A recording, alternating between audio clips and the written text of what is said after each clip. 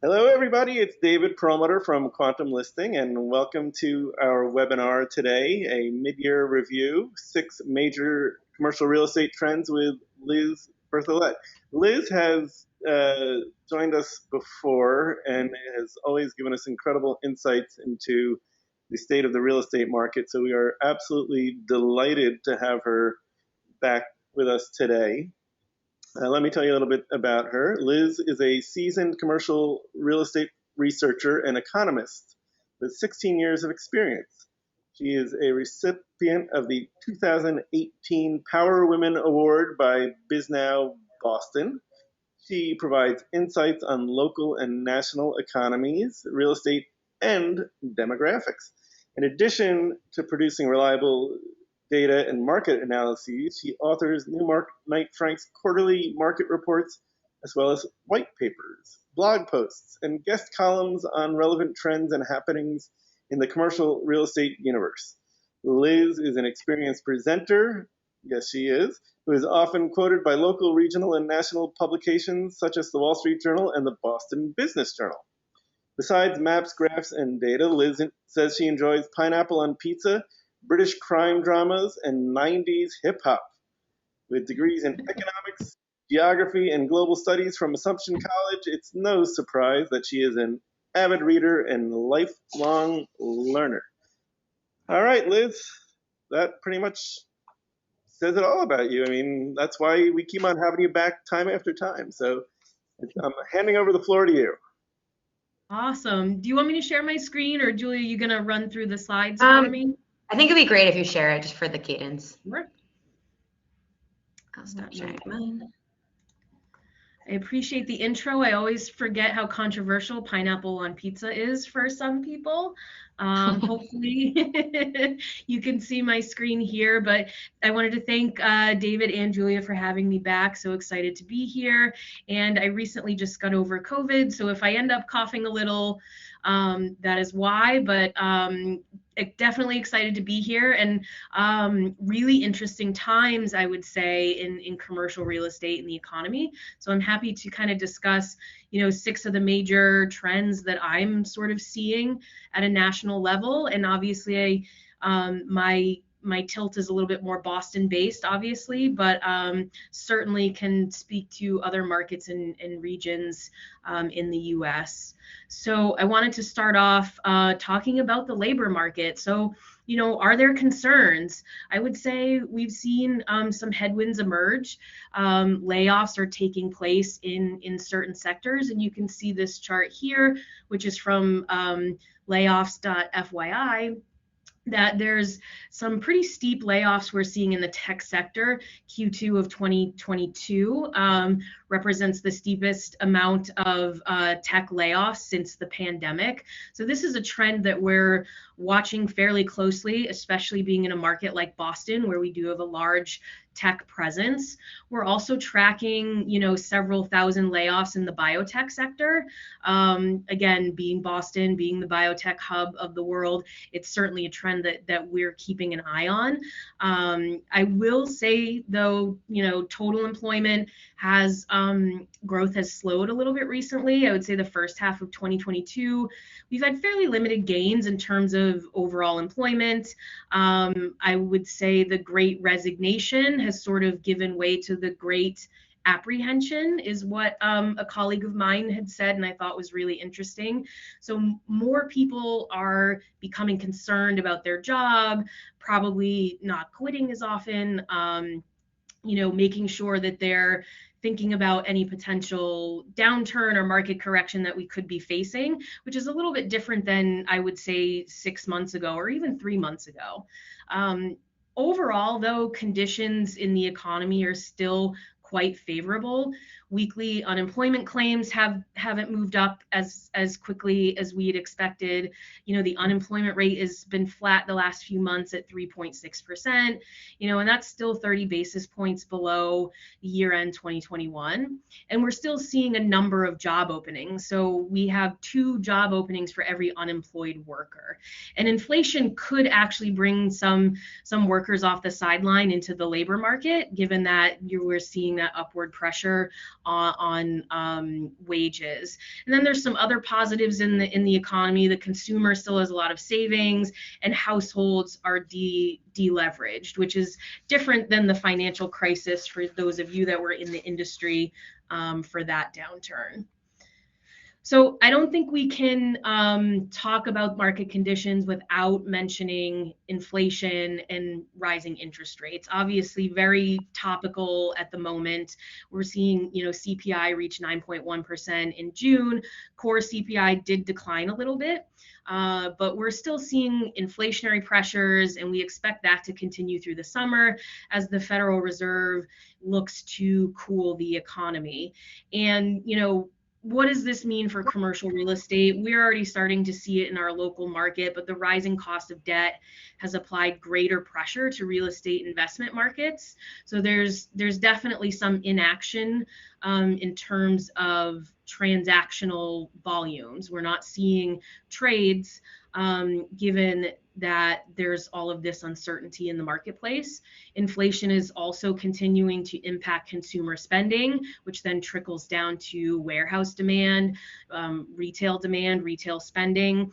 It's starting to impact rents and concessions, construction costs. So there really are several factors involved with rising interest rates and an inflationary environment for commercial real estate.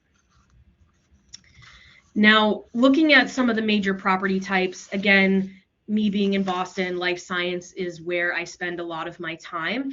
And given that we ended 2021 in the best market we've ever seen for life sciences, I think giving a mid-year update is very interesting because we're starting to see or have seen some softening in the life science market. Macroeconomic volatility and declining stock market valuations has dampened investor interest, investor sentiment, and really impacting exit strategies, IPOs, all of that. So when looking at venture capital funding in this chart, you can see that for the first half of 2022, VC funding is down 18.5% year over year. So we're just over, 20 million, about 21 billion in funding for the first half of 2022. But I think more importantly to look at is how maybe not compared to 2020 and 2021, which were far and away banner years for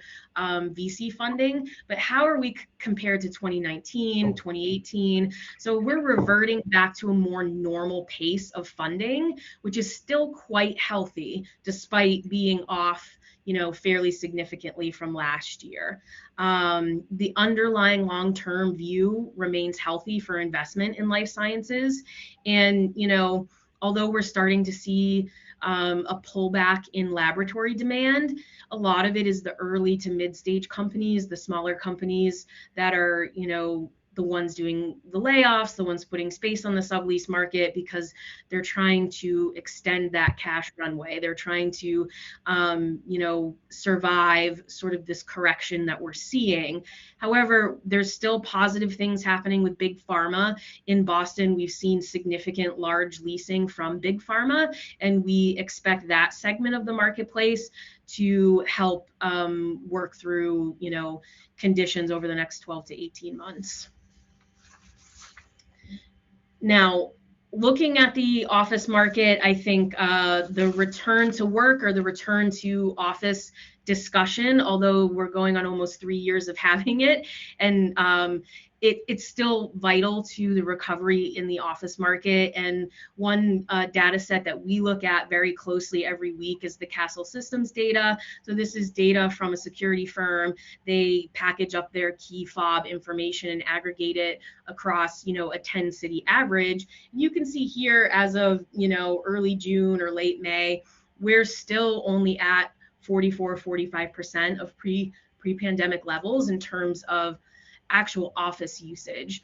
And, we've sort of stagnated here, if you will, in terms of, continuing to move up, and the long-term impact of working from home, hybrid schedules, it still lacks clarity. But this, I think, is very much to do with a lot of employees continuing to work from home and working remotely. Obviously, if you break down the data by days of the week, you see a significant bump in the Tuesday, Wednesday, Thursday timeframe, with Monday and Friday, many people choosing those days to stay at home. There has been some thoughts to maybe we've reached a peak, maybe we're only going to get back to 50% of those pre-COVID levels. However, potential weakness in the labor market could give employers some leverage needed to bring these workers back, because with the great apprehension and maybe potential downturn in the marketplace, employers could start requiring their workers to be in the office more often, and that number could continue to increase as we move through these next several quarters. Now, looking at office fundamentals, we've seen sort of a softening or a slowdown in the recovery momentum in the second quarter across the US and many markets. Sublease availabilities are still elevated and ticking up, indicating continued softness in the market. But we have sort of this dichotomy in trends where asking rents are still moving up, and we're seeing this in Boston as well. Counterintuitively, you would expect, we've seen 2 years of fairly decent rising vacancies, and yet face rents are still either holding up or are increasing in many markets. And some of that, it has to do with the A market outperforming the B market. Some of it has to do with inflation, and we are seeing more downward pressure on effective rents because we've got lots of concessions, more generous concession packages happening. But overall, the market is still fairly healthy, and tenants are moving towards a preference of quality, highly amenitized buildings, new construction, and those are where tenant preferences are. And I think we've seen this in other cycles where that flight to quality takes place. Tenants have a little bit more leverage in the marketplace, and they can really kind of hone in on the best of the best product. And we're definitely seeing that play out in Boston CBD.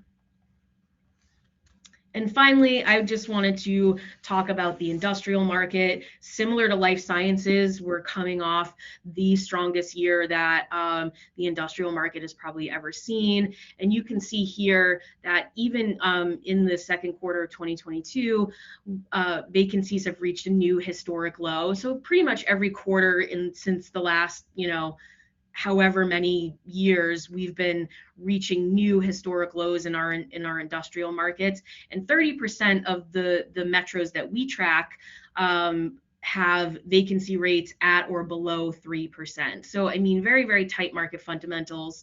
And even though we expect there to be some softening on the demand side due to inflation and consumer spending, and that will translate into higher vacancies because we have a significant amount of supply coming online over the next couple of years.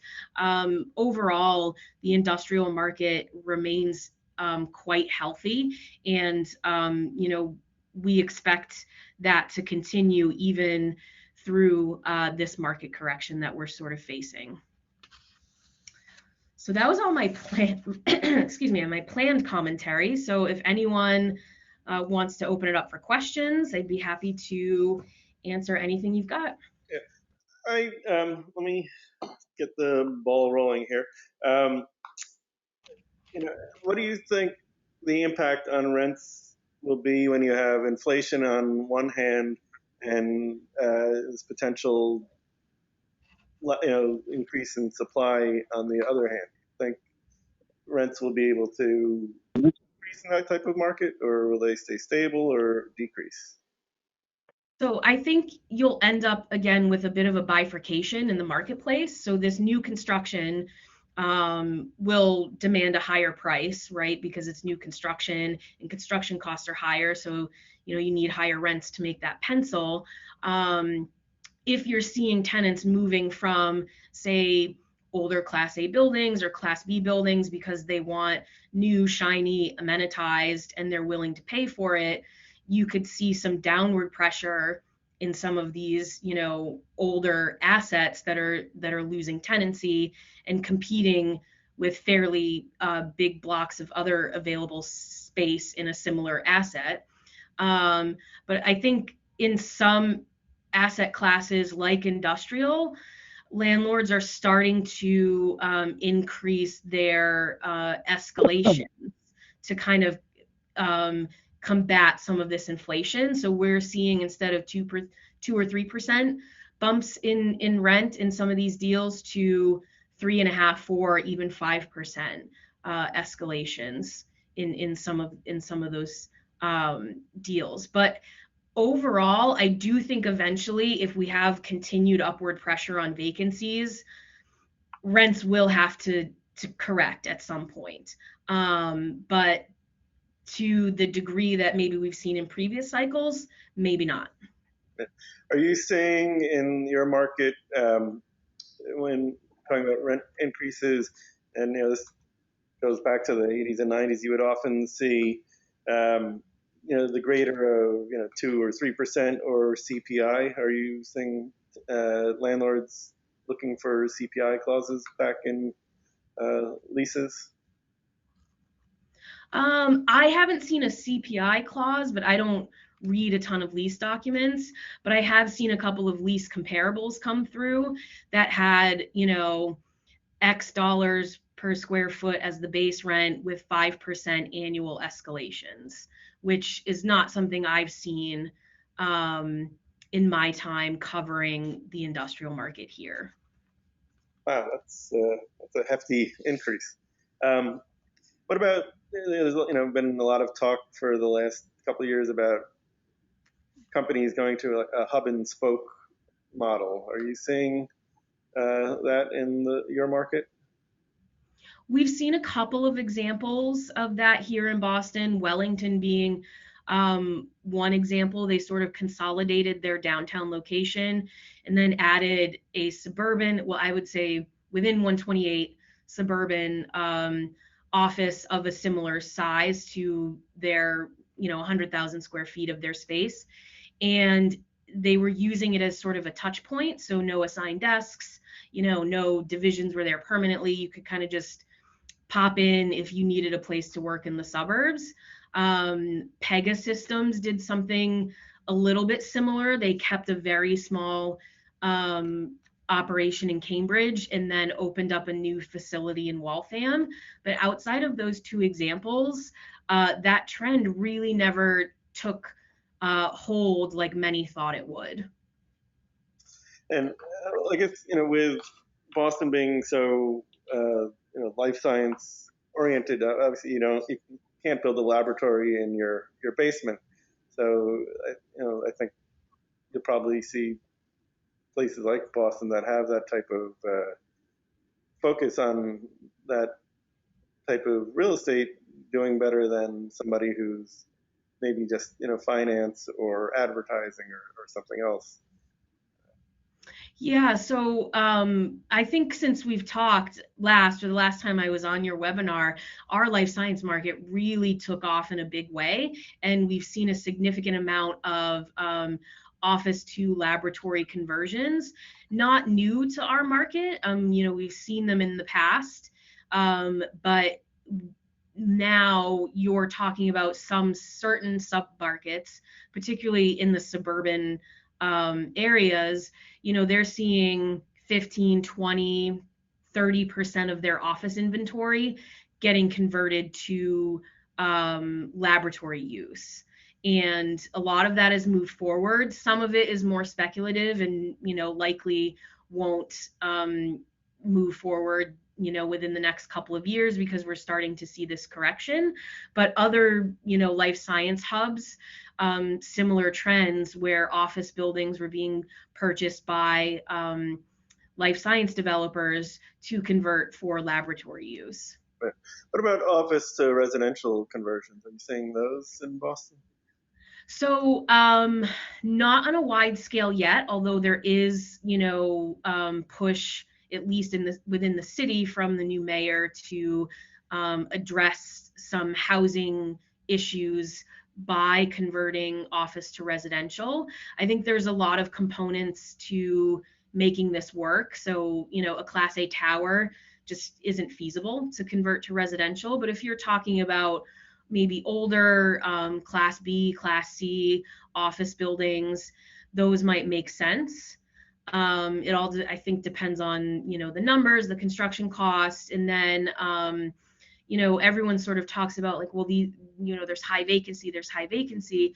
If some of these buildings are encumbered with leases, it makes that kind of project even more difficult because the developer would have to buy out the leases or, so if it's a vacant Class B or C office building, those would be most ripe for residential conversion.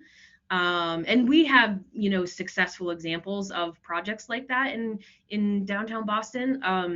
But it hasn't quite taken off, although there's a lot of buzz about that trend.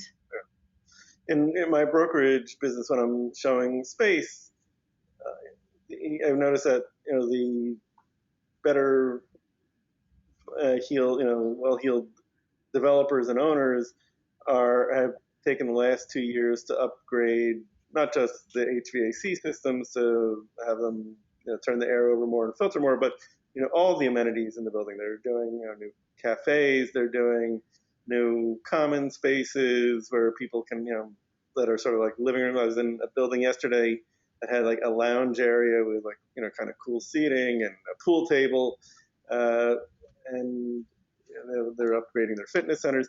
Are you seeing that in Boston as well?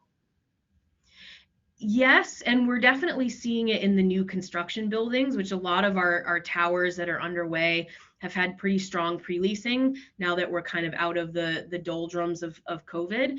And some of these amenities, like Winthrop Center, they have, I think, a movie theater and like a doggy daycare and like really upgraded amenities in addition to sort of all that, the passive house construction and the wellness and the fit well and sort of that holistic thinking. And the older Class A buildings are needing to compete with that because you have these employers that are trying to get their workers to come back, and they like being home with their dog in their pajamas with all their comforts and their all the things that you have at home. So excuse me, you really need to create like next level amenities to compete with people's houses. And it's just having a gym and like a sweet green probably isn't enough. And you have to, outdoor spaces are very popular now. So roof decks, things like that to really activate some of these buildings. I just saw something before I signed on. The Tishman Spire, who had been planning to buy a new piece of property in Chicago, and pulled the plug. And the speculation was that they didn't like the financing options available to them. And they're one of the top developers in the world, and I'm sure they've got the best access to financing of just about anybody. So if somebody like Tishman Spire can't get the financing, what does that spell for more pedestrian developers? I think it's a risk, right? I think I think there's not a lot of transactions going on. I think it's hard to get new projects to pencil and out of the ground, and everyone's being very conservative right now. So I think those are risks of current market conditions, and I think it could be a little bit difficult for some projects to move forward if they haven't secured their financing yet.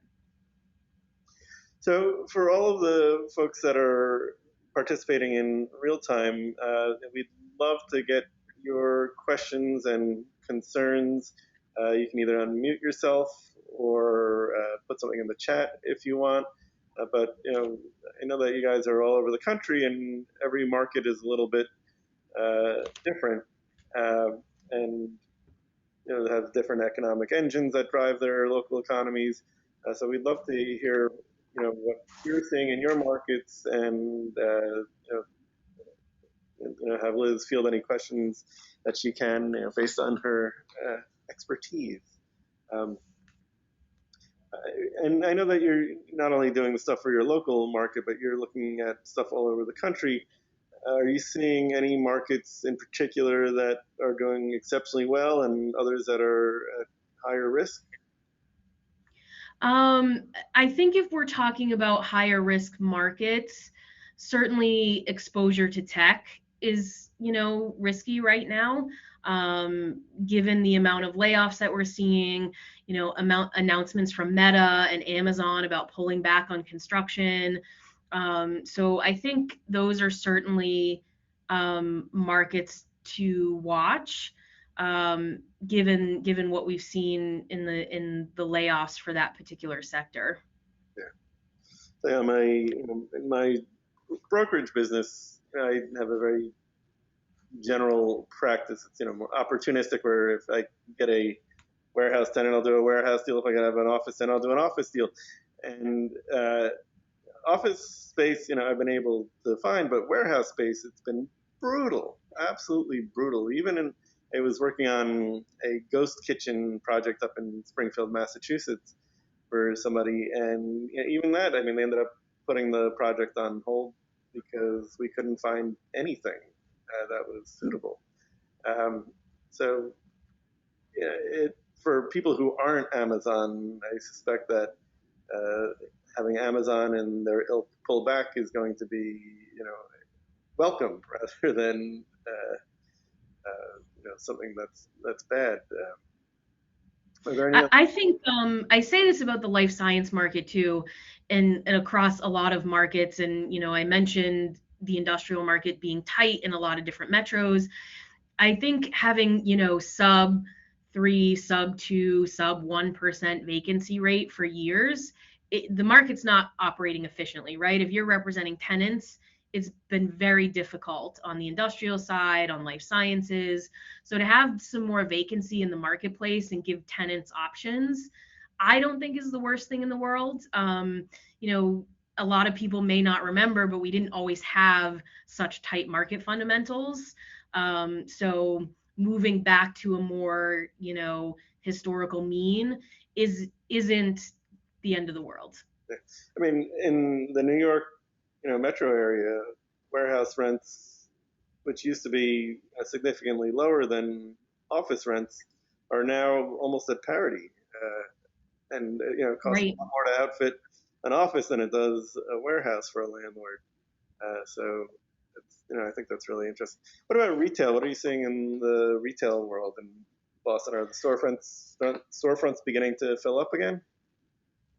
Yeah, I think I don't think retail fell as hard as everyone thought it was going to. I do think that even during the pandemic, retail areas that were anchored by residential, I think did well. But when you're talking about sort of CBDs or, financial districts where there's a lot of ground floor retail reliant upon daytime populations, yeah, I think there's still some struggling there because, as you saw, our office usage is still less than 50% of what it was. But I think you've seen a lot of neighborhood-based retail doing very, very well. And grocery anchored centers have been doing very, very well. Obviously, retail sales are up because of inflation. But I think, a lot of people, because they weren't out during COVID, have been spending on vacations and entertainment and restaurants and all of those things. So it'll be interesting to see how the next several quarters plays out in terms of, the economic risks that we're seeing. The folks that are watching, and you can put it in the chat if you prefer, how many of you are brokers versus other sectors in the real estate world? You can just type it in the chat, because it'd be kind of interesting to see, from your market and your perspective, what's happening out there also, because we can all have a lot to learn from each other, and even though every market is unique, there are definitely things that we can steal from each other to everybody's benefit. So I hope you'll. I see chat going on here. All right, we got Jody is a broker, and R. Cleary is a transaction advisor and portfolio advisor. So let's start. Jody, are you seeing your market pick up? Well, I've got a little bit of a unique focus in the marketplace on a nationwide basis because I'm in the auto sector. So my bread and butter is car dealerships. So I buy and sell and lease car dealerships across the United States. So I get to see sort of that. I've gotten to see a picture that is very unique, in the last few years that we've sort of been challenged with the pandemic. We've been challenged with supply chain. We've been certainly challenged with the semiconductor chip issues. So in my, and I'm here in Southern California, so our vacancies are very, very low. I mean, they are certainly low single digit. Our industrial market is very low single digit. Our retail has been, has survived, through the pandemic. And, there certainly were retailers and small and mid-size lost over the last couple of years, and larger retailers going dark in our market. But, the automotive is sort of that leading indicator up there with homes on sort of where the market's going. And at the moment, the automotive sector is, they are continuing to sell cars. There's still demand, although that demand is waning a little bit because of the premiums that are being put on vehicles over and above window sticker. So I think that will probably soften the market here in the not too distant future. And certainly interest rates are rising, so that obviously impacts everything, including automotive sales. So we're pretty much reflective of kind of what Liz was talking about, kind of those larger CBDs, larger markets that have remained fairly solid through, and surprisingly so solid through the pandemic. And the next 6 months will be telling as to sort of where the economy goes and how everything gets affected by interest rates and how that ultimately affects cap rates. Interesting. Are you seeing any new players entering the field that 4 or 5 years ago there was like some Chinese dealerships that were looking at taking space in America, and Indian dealerships or Indian brands? Are they finally pulling the trigger, or are they still watching on the sidelines? There are a lot of EV startups, with Lucid and VinFast, and you can name off a half a dozen of them. They are starting to plant flags, in the ground and have bricks and mortar locations here. It is we could spend hours, talking about where this EV market goes and how it gets supported through each particular market and state with infrastructure, which is poorly lacking on numerous levels. But they are starting to essentially plant some flags in the ground and they aren't full service dealerships. They really are more of a sales, sort of almost the Apple model, where you get to go in and you get to push buttons and touch and feel it, and then you can place an order. So they are taking very much the approach that Tesla did, a decade or so ago, in how they started to launch their product, because they don't have that many brands, or models, I should say. So they've only limited 1 or 2 models within their brand. So they are slowly rolling out, and you probably will continue to see some other players in the market, and then you'll see some players that don't make, you have some challenges like Rivian and the like that, may pull back. So I think it's new technology. It is continuously developing, and I think we've got a runway of easily a decade or more in front of us before it really becomes something that gets a significant foothold in every major community. I know there's zoning issues, but are you seeing any of the dealerships look at retail space?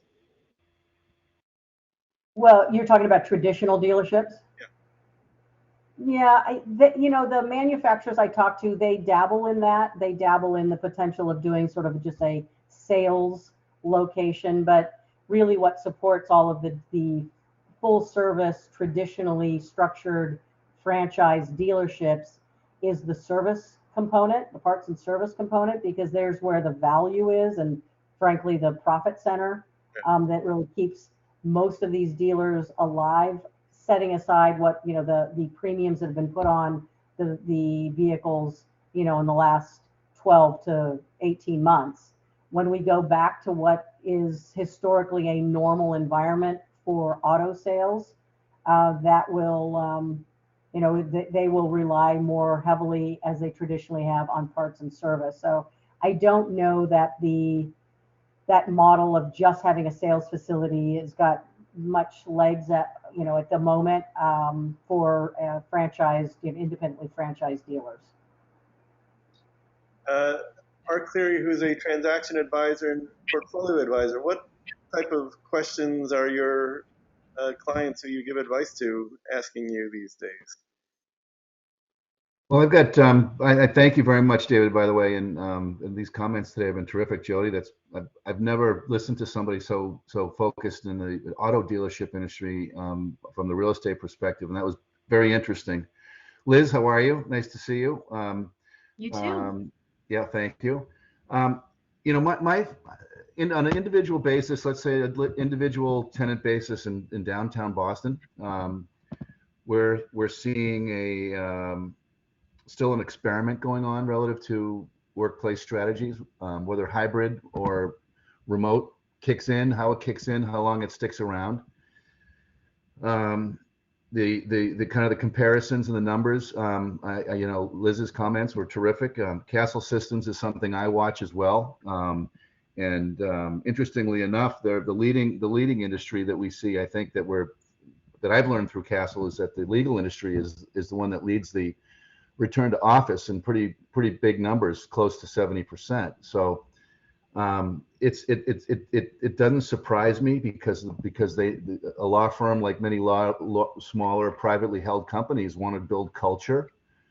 They want to mentor their young folks. Young folks are motivated, want to become partner. How do you become partner? You have to be in the office and be with the existing stakeholders in the business. So I think that makes all good sense to me. I'm frustrated personally by not having a larger RTO in the New England area, in the Northeast. Doing kind of deals around the country, I see a lot more activity in various regions across the country rather than I do in the Northeast. Maybe in the Northern California markets like San Francisco, and actually LA has some issues too, but northern San Francisco has similar kind of slow return to the office. But it's going to be an experiment, David, on how folks ultimately make it back to the office and how they use the office. And that's where our as professionals and being so close to it, that's where our little frustration is. The comments around like the hub and spoke model that was a great question, because there was a lot of discussion around that early on, and I think I found through our clients the same thing, that it's largely not a strategy that's been embraced by many companies, in at least in the Boston market, the greater Boston market. There are folks that might look to consider a suburban market option versus a downtown option, but folks still lean on the downtown side of things. Wellington Management's the other one, kind of, Liz, that comes to mind, that did a very large downtown renewal, but also took 100,000 square feet in Needham, Massachusetts, in order to kind of maintain a give an option to those employees that are in the western and southern suburbs that they have. And I think that that's an interesting way to do it. Drop in, or have somebody feel like they can be in the office more than 2 or 3 days a week because it's nearby. So everything else that I heard today was just great. And the industrial sector was well described. The life sciences sector was well described. And one thing that it's interesting to know that downtown Boston had nearly 4 million square feet converted or scheduled for conversion from office to laboratory. And the stipulation there is that Liz mentioned the VC in the infancy, the smaller companies that were developing. A lot of that conversion was done to satisfy more immediate need than a new development could handle in 24 or 30 months. So kind of this 12-month conversion, made it so that these smaller businesses could open up, get settled, and then take a run for, with their investment, and take a run for their business plan. That's interesting. And then I guess for everybody, are you seeing? Let me back up. So one of the buildings I represent is in Chappaqua, New York, which is a bedroom community of New York. There's a huge train station parking lot that used to be full every day. Not so much anymore. And I was expecting like the suite. There was like one suite that had individual offices, and I was like, okay, well, these will be all filled up in no time. And I was kind of surprised to see that not happen. And I guess, since it's a somewhat affluent community, maybe people's houses are big enough so that people can find the space somewhere in their house. But I was a little bit surprised that there wasn't more demand for those spaces, and some of them have gone. It's a great point, David, because co-working is kind of sticking around. They've kind of taken its medicine, and they've got out of leases where they feel like they've overstepped, and they focused in different markets, different ways. For example, in Boston, like the WeWork enterprise kind of space is something that became fairly popular, which was kind of space 3, 5, 10, 15,000 square feet, where an individual company could have independent, could get the whole WeWork experience, but also have an independent identity. And it would look like a quote unquote normal office getting off an elevator. It wouldn't necessarily be, branded as WeWork. So those have kind of still resonated, and that stuck around. But I can tell you that the co-working is not dead.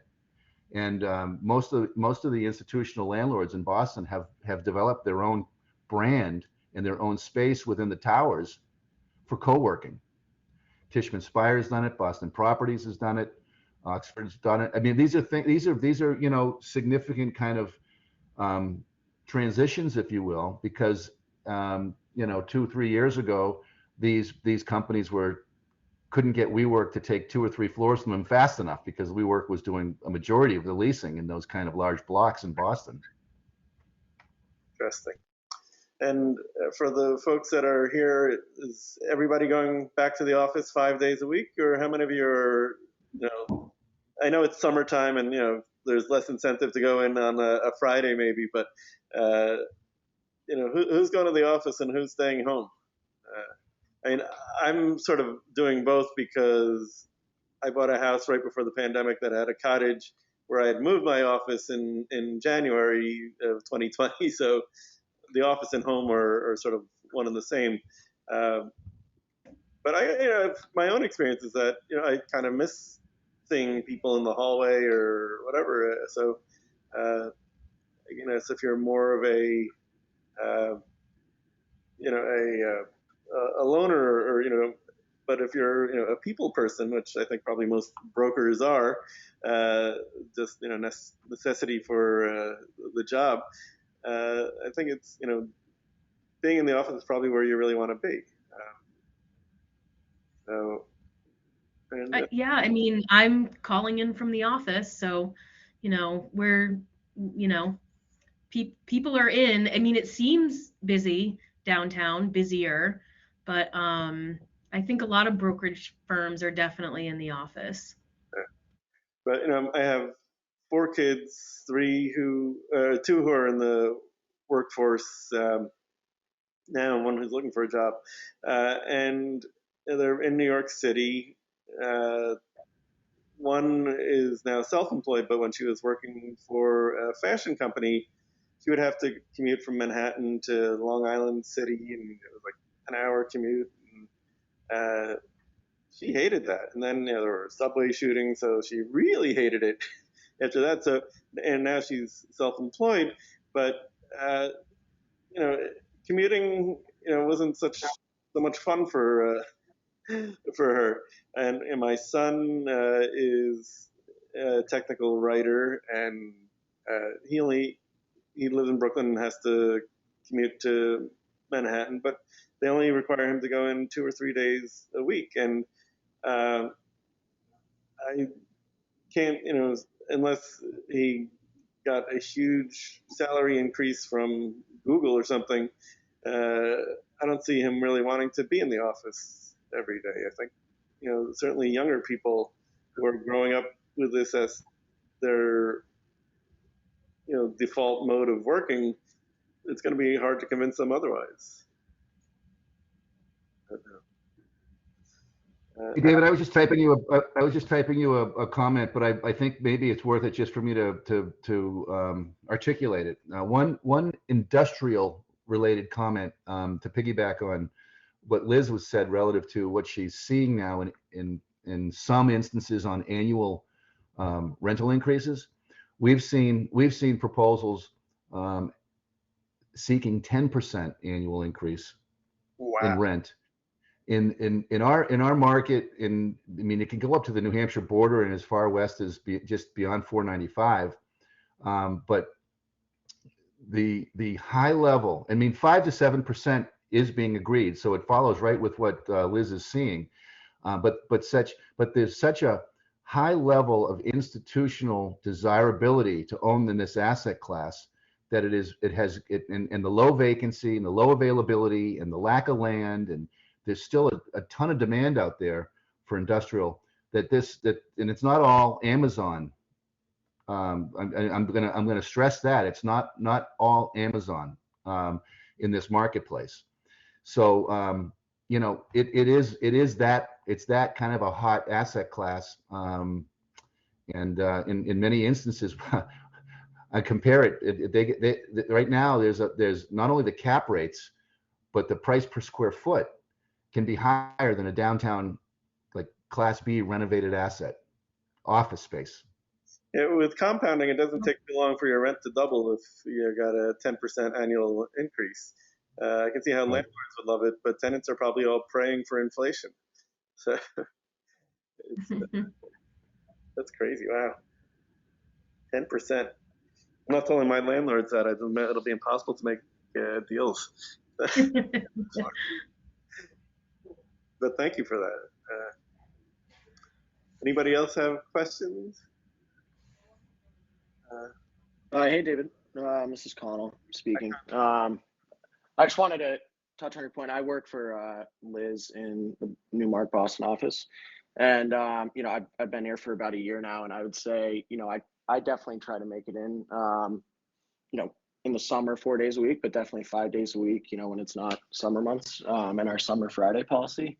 And I think, while you're correct in saying that, younger people, it's sort of become the norm to, maybe be at home or be remote for most of the week. I think, coming in has been super beneficial. And I think if, companies can continue to find space that drags their employees back, I think it would be, beneficial for, the company. It would be beneficial for productivity and efficiency as well. So that's just what I'm seeing. And I think our office, most people are coming in and it's very collaborative, and it's been a huge help for me as well. So if you had to name the top 3 things you like about being in the office, what would they be? I'd say just the face-to-face interaction, daily. So being on the research team, we get to interact with, pretty much all the main food groups. So, it's nice to be able to, transition between, downtown office and industrial and life science as well. I think another, great aspect about being in is, being able to go out to lunch or, whether it's grabbing a beer after work or something and just catching up with people and getting to know them outside of work. So I think that's great. And I think, again, just being at my desk is a lot more productive, and I'm way more efficient in here than I would be, sitting at home in front of one monitor, where here I have two, and I'm able to, go next door and ask Liz how many questions I want. So it's, I'd say those three aspects are all great. Sure. Well, if I had Liz to ask questions to all the time, I'd be in the office all the time also. So. I thought he was going to say the free snacks, but That's a bonus too. All right. Well, this is great. So for anybody who came late or missed anything, we did record today's session, and we'll be sending that out. I want to thank R. Cleary. What's your first name? I feel funny calling you R. Cleary. It's Bob Cleary. Bob. Yeah, Bob Cleary. I thought it Yeah, was thank Bob you. or Rob, but I wasn't sure. Didn't want to call you the wrong thing. And so thank you. Thanks, David. Jody, that was really great also. So thank you. And Connell, thanks for talking. I'm thinking Kevin McCarthy is not the Kevin McCarthy I know from the Westchester, New York market, but if you are that Kevin McCarthy, hello. So thank you everybody for your time. Liz, it was incredible as usual. So thank you so much.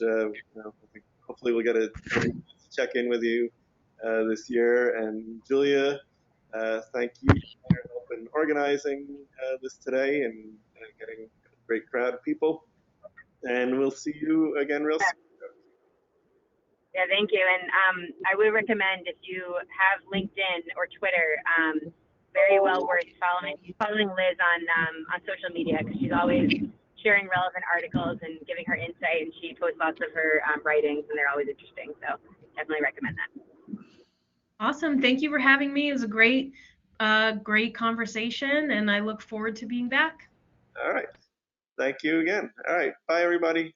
Take care. Thank you. Guys. Be well.